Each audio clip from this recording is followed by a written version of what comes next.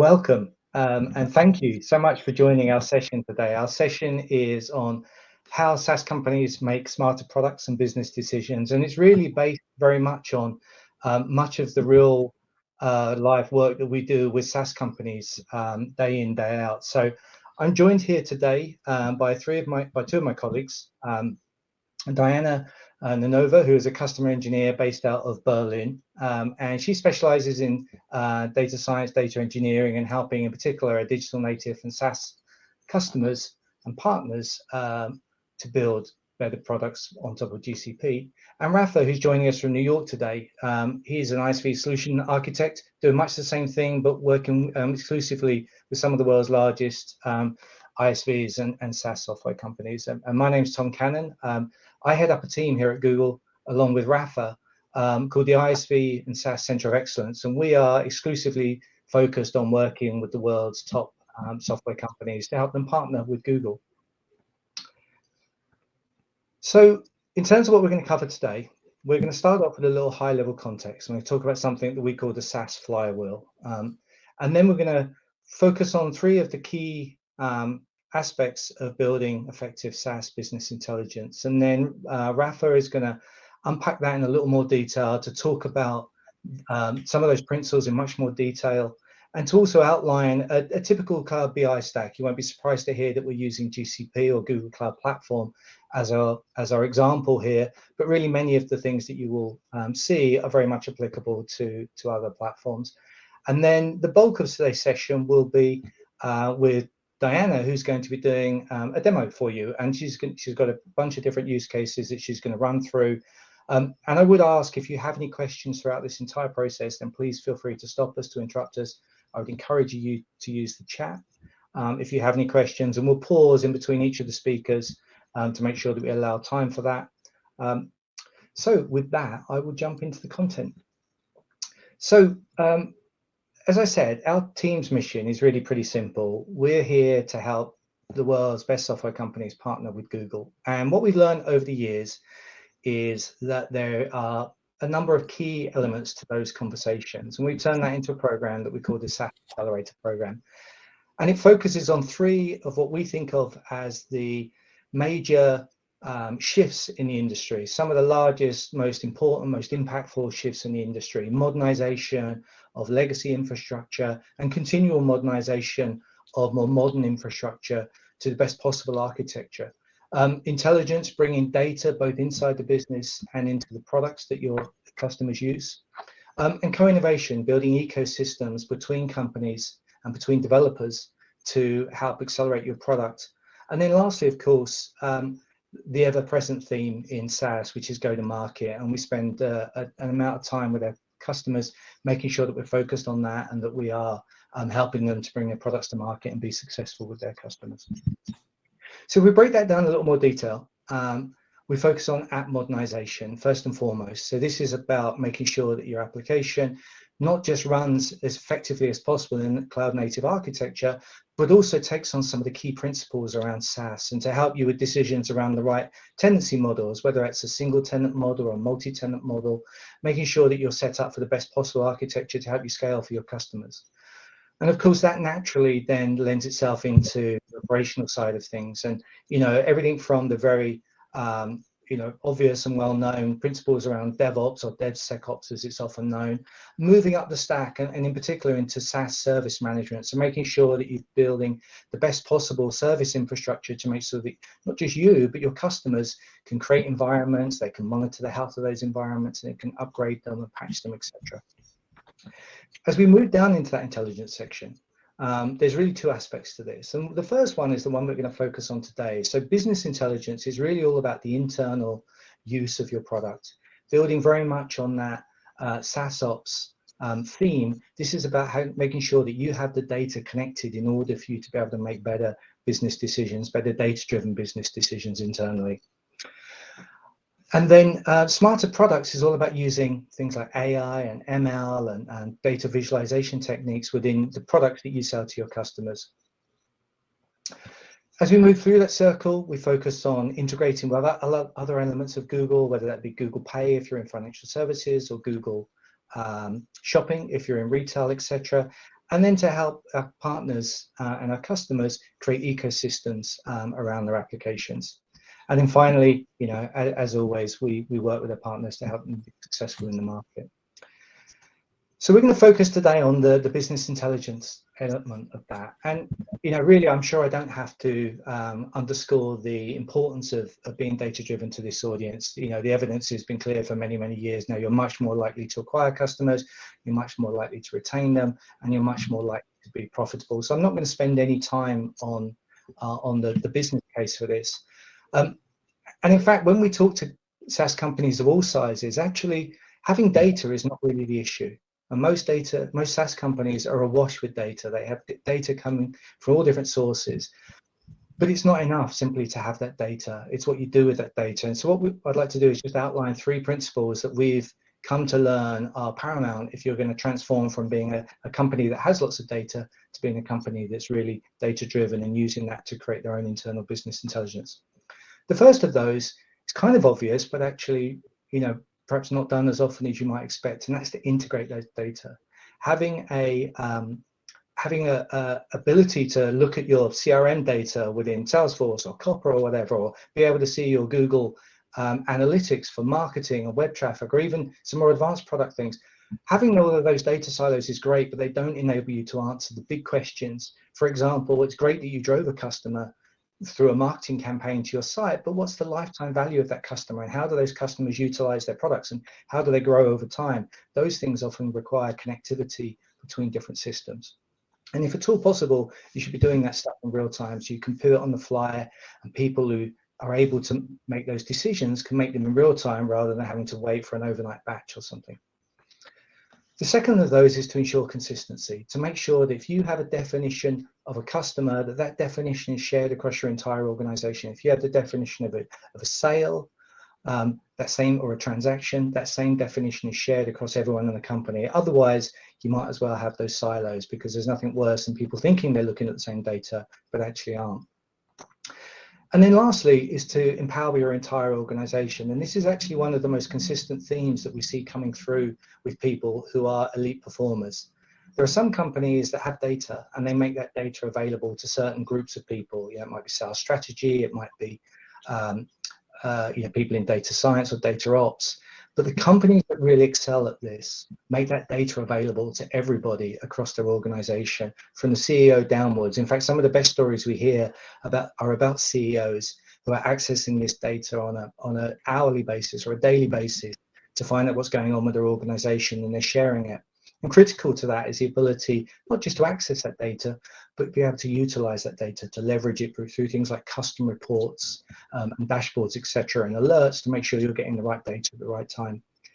And then I've kind of cheated here a little bit, but there's one other thing I'll add to that. And perhaps one of the most interesting use cases we often see is that customers start off creating these data ecosystems internally for their own usage. And I'm thinking in particular here of a large retail software company who created some data streams so that they could understand which of their customers were utilizing certain hardware devices that they had in their supply chain.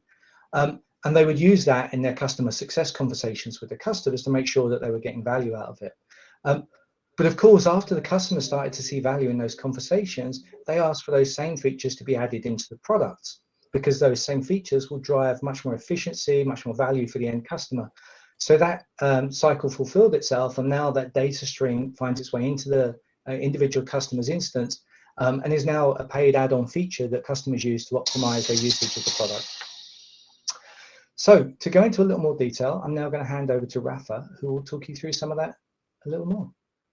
And I'll pause. Thank you, Tom. I was going to say, just pause for any questions if there are. Let's see the chat. Hi, Alton. Yes, the same program is available globally. So if you reach out to us at the end, we'll happily connect you with the team. But yes, these slides are from that initial slide. That one slide is from standard presentation. Everything else that follows is custom for this.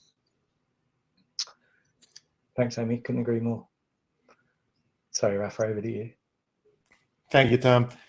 Okay, now let's look at the main technical and operational considerations that define business intelligence architectures.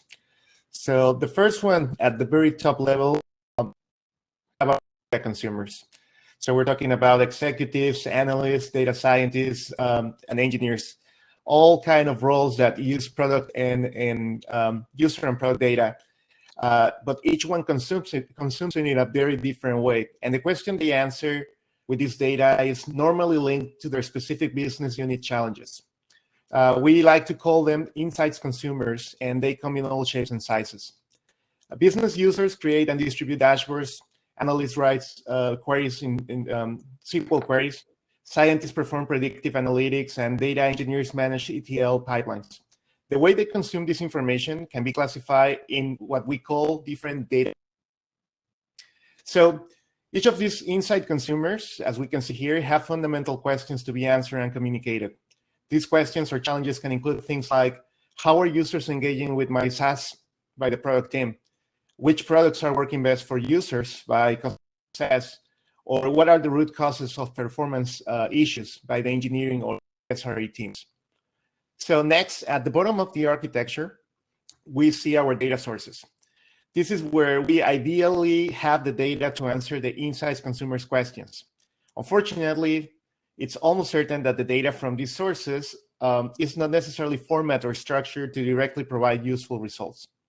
So if you're offering one or more SaaS products, you're usually dealing with specialized data tools. For example, you could be using Google Analytics for marketing purposes.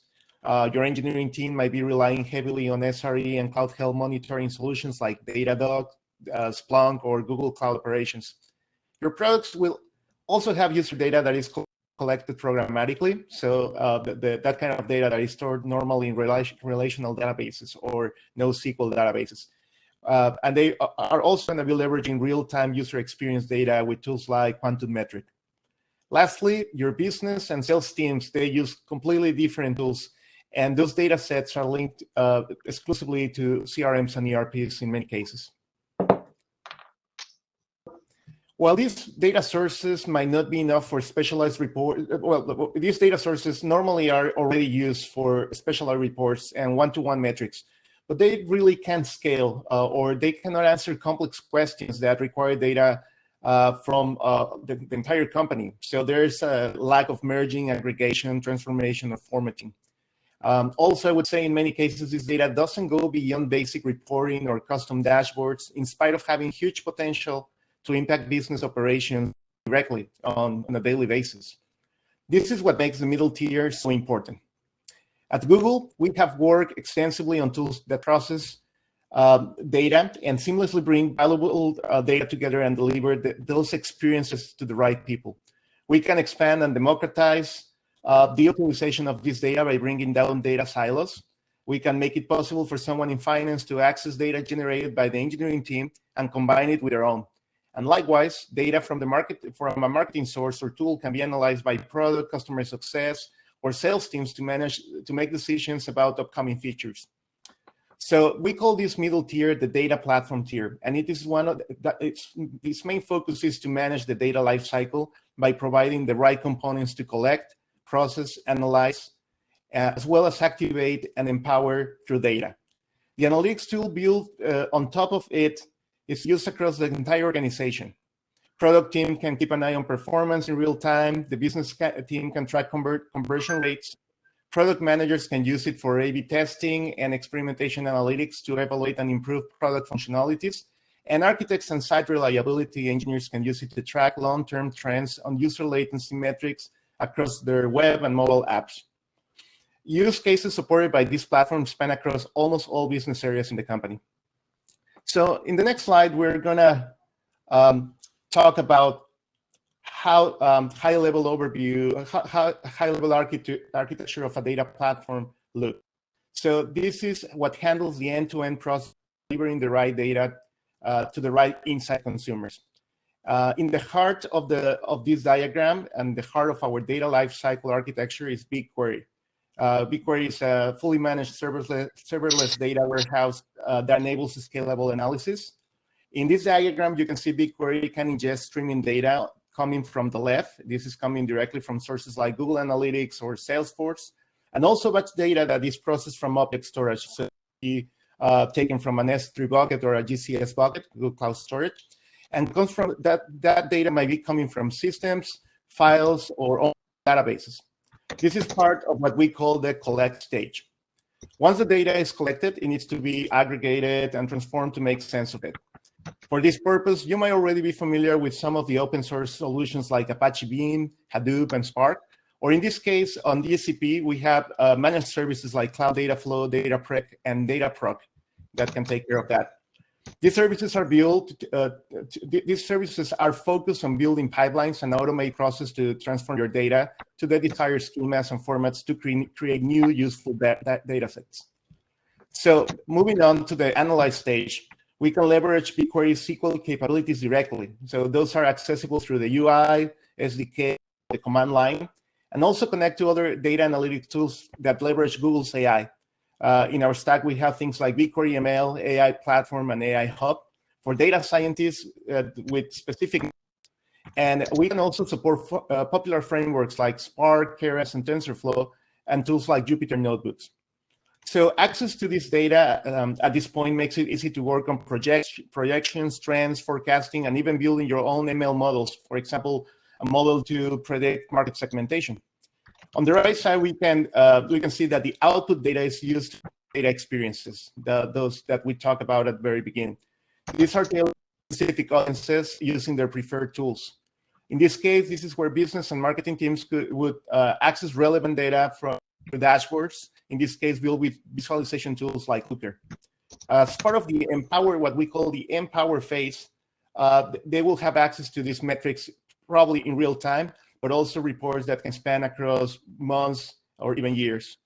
Finally, we can configure automatic triggers based on specific data outcomes. Those can activate external and internal processes, expanding the capabilities of your current systems and leveraging real-time indicators. We call this the activation phase.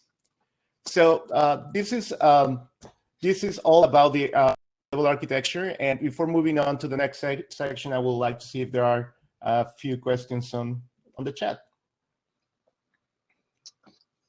Let's see. So, is there specific use cases for? Yeah, we have reference. Yeah, we have use cases reference for industry. We might actually touch on that during the demo. Let's see what else we have. Is this competitive as compared to AWS ecosystem? Oh, Tom already took care of that one. All right. So I'm going to hand it off to my colleague Diana, who's going to give us a demo of how you can put these architectures together, and she's going to give us several examples of the things that Tom and I have been talking about. Over to you, Diana. Perfect. Thank you very much, Rafa. So yeah, so now let's go a bit into a more interactive part of the workshop. And what I would like to show you is actually how it really feels to interact with a SaaS platform that enables different teams to work with the same set of data, but get different kind of insights out of the data. And you will see my little architecture that I will show you today. So I will show you how I can interact with data sets from marketing, from sales, or from CRM systems, and how I can put on different hats. So a marketing hat, answering questions like who are my customers, what kind of market segments do I address. Then I'll put on my sales strategy hat and answer questions with interacting with the same data. Who are my most valuable customers, and then at the end I'll also show you from a finance perspective how I can use exactly the same tooling in the same platform to do financial forecasting and also interact with my data through popular interfaces for financial teams, for example, through Sheets. So all of this will be hopefully showing you the power of democratization of data. So in order to do so, I will now share my screen and walk you through my demo that I prepared for you. So basically my entry point for today's demo is the Google Cloud Platform. So this is the main platform that I'll be using today. And specifically, when you interact with the Google Cloud Platform.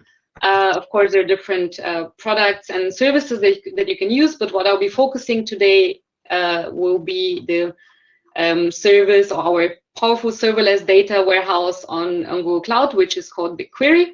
And the reason why I would like to use BigQuery is actually because BigQuery as a serverless data warehouse can be used really as my central point where all my data is. And it's very easy to load data into this data warehouse. So for example, what I can do directly, if I have marketing data from Google Analytics or other sources, you can see that I can directly load it basically through one click.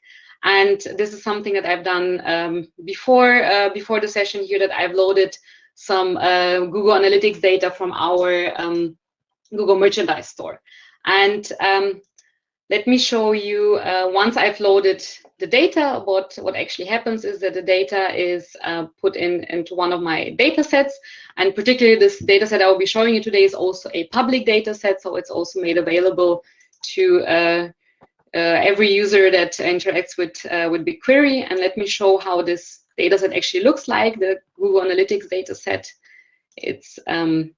It basically gives me all the information I get from Google Analytics, like visitor IDs, what date, how long did the visitor spend on our website, what kind of product did they look at, all those informations, right? So also the geo, so where did they look to our website, so which regions did we cover, and so on and so forth. So this is my marketing Google Analytics data. Next to this data set, actually, I will also use a CRM data set that I generated myself, because I don't have publicly available CRM data, of course, but through the same process, through this data transfer that I just showed you, you could also load CRM data. And the CRM data, for example, that I'll be using today is just containing gender and household income. So now I have those two data sets. I have my CRM data set all loaded in the same warehouse, and my Google Analytics data set, where I didn't, as I showed you just now, there's a lot of data that is coming in from Google Analytics. I cleaned it up by just showing us some of the fields only, because I don't need to work with all the fields. And so basically now merging this data into a new data set that I will call Final View. And the way I basically merge that, and I can also show you where that is. So let me put that in for you. I saved it before. So basically I can now select all the fields from this Final View that I created. And now you will see the data that is in the Final View is here. Just let me put it in. So now I merged my CRM data with my analytics data. So I have a hashed visitor ID.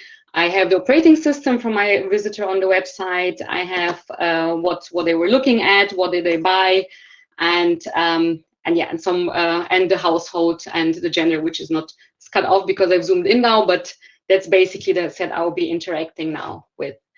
And so what do I want to do now? I have this great data set, and now I'm the marketing analyst that would like to understand who are my customers, and I would like to do some customer segmentation. And one way that we do this is actually directly through BigQuery by applying k-means clustering. So I have the big advantage that if I have everything in one platform, I can, without having to move this data set now somewhere else, I can apply machine learning directly on my data set in the SQL. And the way this works, and let me show this as well. So basically what I will do now is I will create a new machine learning model with k-means, and basically what the k-means algorithm identifies a number of centroids. So basically I'm looking at all the data points and looking if there are clusters of data points, and looking if there is difference between the different data points, and allocating them to the nearest cluster. So it's an unsupervised machine learning model that I will apply, and it's widely applied in the industry in order to do this kind of segmentation work. And it sounds like a complicated model, but it's a standard model, right? I mean, everyone knows the mathematics behind it. So basically what I need to do is I'm taking my data set, saying I would like to do k-means clustering. I say how many clusters I would like to start with, and then I train my model. And if I let this run now, it will run for a minute. But of course, now probably you ask yourself, well, how can you actually interact and play around? Because now we're training a model, but then maybe we need to select more clusters or select less clusters and really see if the results make sense. And in order to do that, I will now start a parallel stream on the data science of things, but again, using the same platform. And how I will do that is through going or navigating from the Google Cloud platform to our AI suite, which is basically AI platform where I can start a Jupyter notebook. And for this, I will open a new window, and I would need to share now a new window for you that opens. Let me do that quickly. So yeah, this is now the AI platform, and what I can do here is I can start a new instance. You see there already pre-configured instances for different kind of frameworks and environments. I'm using a simple Python 3 Jupyter notebook, and from here I can just open it, and I will again open a new window. And this is, I'm sorry, I need to share it every time like this. I hope you can bear with me. So, and this is basically how my Jupyter window looks like. And I think this is what basically everyone or every data scientist knows and interacts with. The nice thing about it is because we're using one and the same platform and the same data sets that I have in BigQuery, I can actually interact with through my Jupyter notebook. And of course, I need to pre-install some packages. I mean, that's no news, but those packages help me to call the BigQuery API and work with the data that I have in my warehouse. And I'm not showing you all the details here because this is actually some work you can do in order to clean up your data or work with your data, or even use data frames, Panda data frames to visualize some of your data here. But actually what I would like to show you is how I can also use this platform to run some experiments with the modeling that I was just showing you. So basically here, yeah. Diana, sorry, there's just a couple of questions in the thing that just, if when you take a pause. First one was around customer deduplication in the data merge. And then the other one that had come up was around the non-data science user. And obviously the Jupyter stuff that we're looking at the moment is very much focused on the data science user. I think you're going to cover that later on. So I wanted to let you know that that question had come in. Yeah. So basically, the reason I'm showing you this Jupyter notebook part is because you would have to, I just wanted to show you how the data scientists can interact with the exactly same data that is in the data warehouse. But of course, you don't need to do that, right? I mean, you can stay in BigQuery, in the BigQuery UI, and I will show you also how you can visualize the data from there in a minute. That doesn't have to be where you don't have to go through the data science route. However, of course, I think the value of the Jupyter notebook here is showing you how basically the model that I was just I wanted to run in BigQuery myself in the BigQuery UI. I can also run it through a Jupyter notebook through interacting with my to the BigQuery API.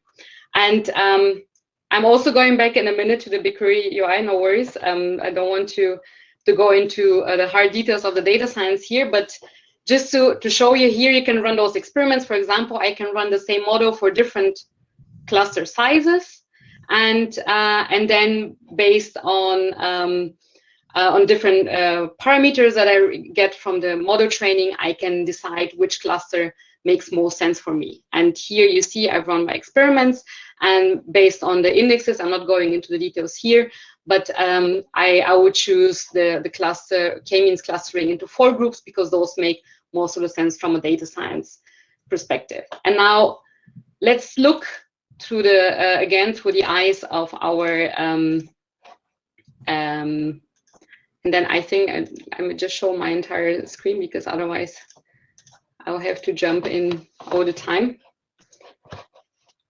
All right, then yeah, I'm coming back to my training that I did here, and I decided that I would like to go for the 4 clusters as a marketeer. And what do those 4 clusters now actually mean for me as a marketing analyst? So if I go into the evaluation of my model, I would see, and I hope you can see that well, is basically the different centuries or the different clusters, and then what are the characteristics of those clusters. And what I see here, and I need to zoom out a bit for you to see that there are more categories here. I have customers that like to buy lots of accessories, that are power users. Basically, they buy a lot of stuff on our side, but they spend very little per product, and they really care about the brand, right? So this is one segment that I would have. And if we look into categorical features of those users, we can see that those users are quite often are using Mac OS, or are quite often female, right? So then I can start marketing campaigns and targeting those. But for example, I also have another category of users that don't care so much about the brand, and but basically spend really a lot of money on very little on few products, but lots of money spending on those. So you see already with this clustering, the k-means clustering that I applied in BigQuery with a data set that I merged from CRM and Google Analytics, I now have this view on how to target my different customer segments. And yeah, as just to comment on the data science piece, of course, if you already have a good idea about your data and the clusters that make sense for you, you can skip the part in the Jupyter Notebook where you would interact and do the different experiments, but directly train a model and go for these results. And what I actually want to show you now is how you can visualize this data and interact with it even further.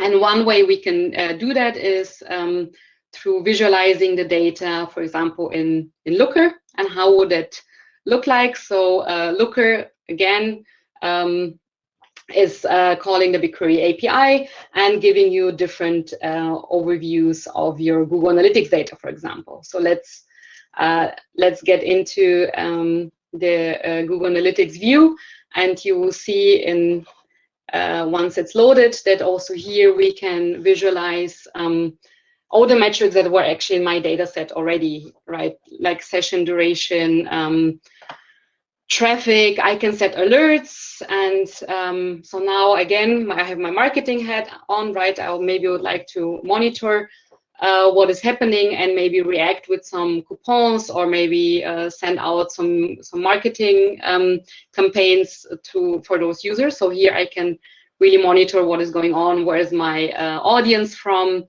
and so on and so forth. And of course, also the segments that I was just showing you that you created on the same data set, you can also visualize those. And let's say our power users that were buying a lot of our cheap products, let's call them emerging millennials, right? So you can define how you would like to code different segments. And in here, you can also calculate things like the average basket size, or see what the overall sales was, how many products were bought by this customer segment, and so on and so forth. So this will be now the marketing view of things, and the marketing way of interacting with the data in the data warehouse. Before I continue,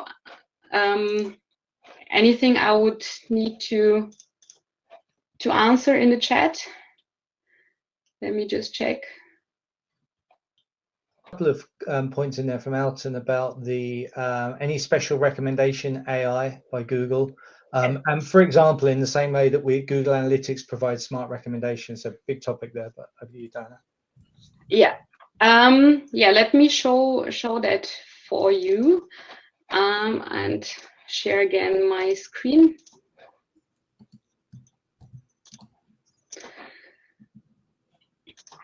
So yeah, what I also have this exactly the same way that I applied k-means clustering in the SQL and on my data set. I can also apply matrix factorization. So matrix factorization is also a model that we use exactly for what was just mentioned. So for recommending products to the users while they're browsing our website. So you can do this in real time. So once you've trained the model, you can deploy the model also on the platform and then apply the model constantly while on your website and then driving actions through that. Also, there are also tons of other models that you can use. So matrix factorization for recommendation, of course, but what we also use quite often are actually simple mathematical models like linear regression in order to predict also demand, or logistic regression to predict if a customer is willing to buy or not willing to buy. And also maybe there use it again as an actionable insight, so you can provide an additional voucher or coupon maybe at the end of the user session and yeah, trigger or incentivize some more conversions with that. So yeah, different models, all of them are pre-trained, so you can just call them through the SQL. And I think this is actually a very powerful thing to show here that regardless of the overall Google Cloud underlying technology, but what is really powerful here is to show that the data is in your warehouse and you can directly work with it without having to move it somewhere else or without having to call many additional tools or additional applications to do this kind of yeah, to generate those kind of insights.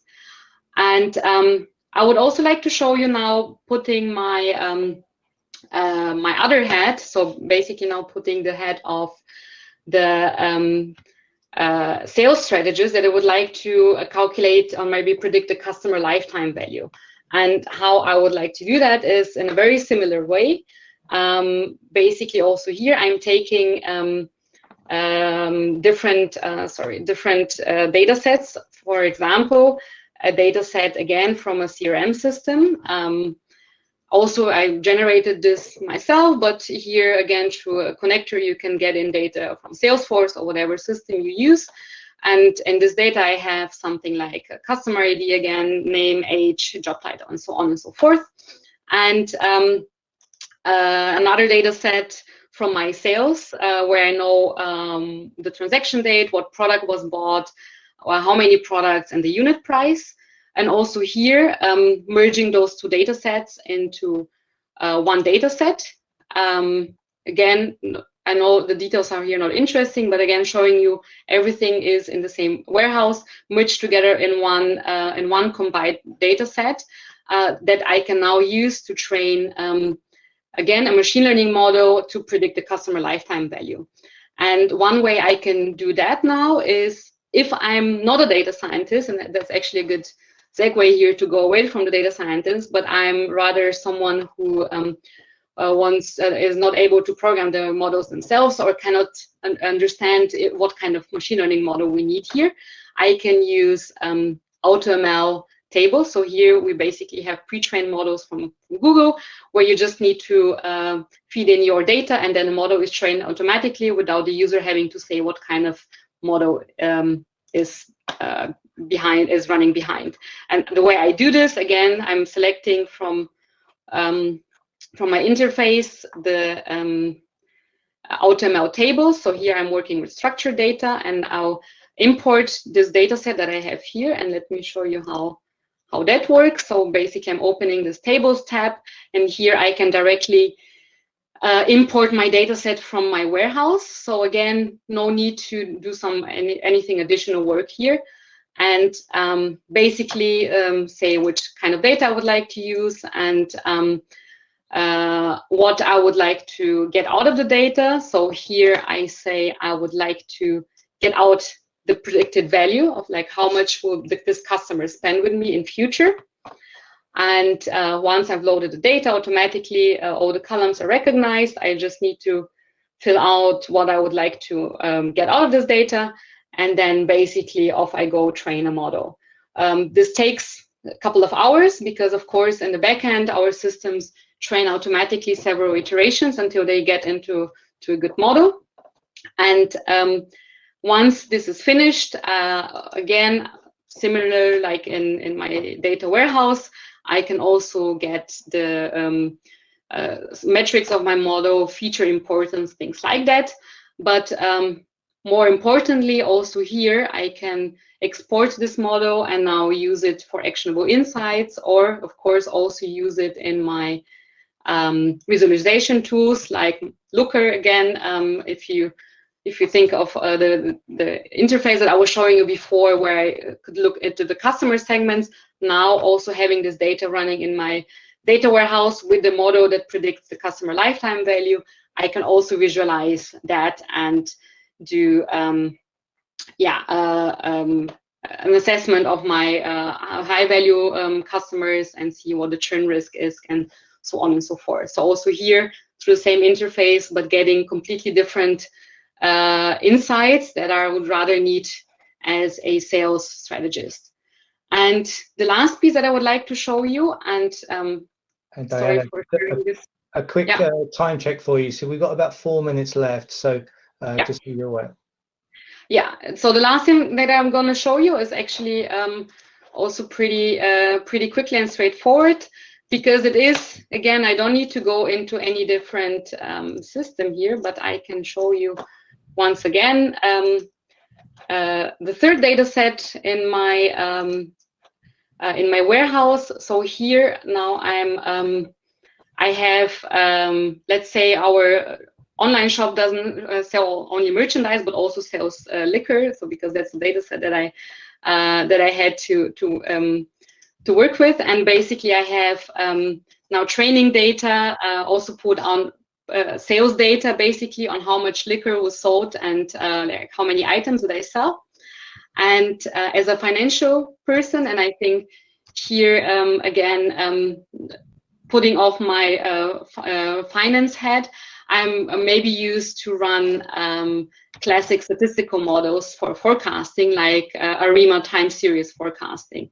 And the way I would do that, and let me show this very quickly, exactly the same way I put this in my SQL. I say I would like to run ARIMA, and I run my forecasting model.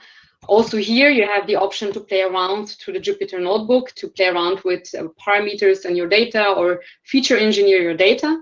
But I think more importantly here is that once you've trained your model, you can also visualize this now in different ways than Looker. So let's say our finance team is not interacting through Looker, but they would like to interact through other interfaces. And one interface they could, for example, use as a very simple and easy to use interface would be a Data Studio. So basically I can directly from here explore my data set through Data Studio and create, for example, and plot basically my model that I just trained. So I now have a financial forecast of predicting the sales of a certain product from my portfolio. And here I've plotted the predicted sales and upper and lower values. And now, very last thing that I think is really cool and impressive, the same data I can also export through Sheets. So I think you saw that once I was clicking here, you can also explore your data with Sheets. And in Google Sheets, I have, of course, also all the possibilities to plot the data and so on and so forth. But what I also have, and now this is where I think it really creates value for non-technical people, is that I can actually ask things about my data. And I don't need to run SQLs to do that. So the SQL will be automatically translated for me. So for example, I can, you see it already gives me suggestions what I could ask. So let's take, the top 3 products. So the sum of the top 3 products that were sold. And here you would see now all the most popular products. And actually the formula behind is the SQL that is running in my data warehouse. But as a non-technical person, I don't need to care about this. I just ask my question with a natural language in this field, and I get my results. And with this, I would like to finish the presentation. I hope I could show you what are the different ways how you can interact with similar data sets or with the same data sets, but getting completely different views. And what really the value here is that I don't need to, it doesn't create any friction in their interaction between different services. So I can have one platform and create all those valuable insights through this platform, and yeah, without any additional tools or services or data storages. All right, I see. I hope I didn't miss any questions. Are there still any questions that need to be answered? Tom or Rafa, let me know. No, I think we covered all of them. I think that's it.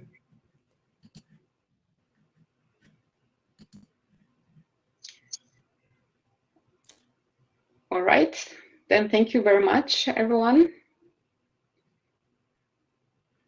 Oh, there's a last-minute question. How do you know? So the accuracy. So in BigQuery, the evaluation of your model shows you the accuracy. So there are different kind of metrics, like root mean square, for example. Depending on what kind of model you're running, the particular metric that you would be interested in is showed in your results. And based on this, you can run also your experiments. Yeah. So basically also what I briefly showed you in the Jupyter notebook, when I run an experiment with 10 different cluster sizes, I see at the end the mean square error, and then I plot this and I can decide which model is most accurate for my data. And also in AutoML as well, it gives you the metrics of your model. Yeah.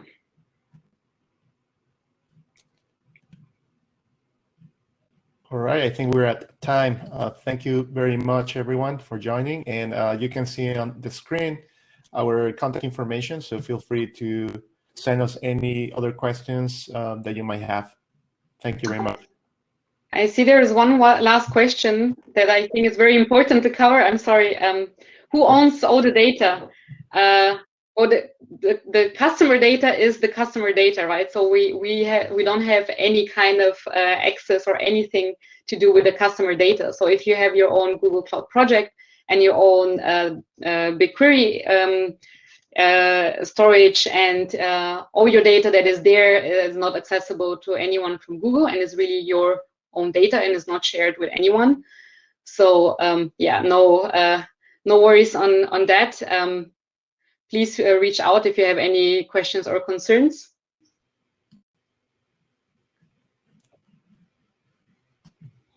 Thank you. Thank you very much.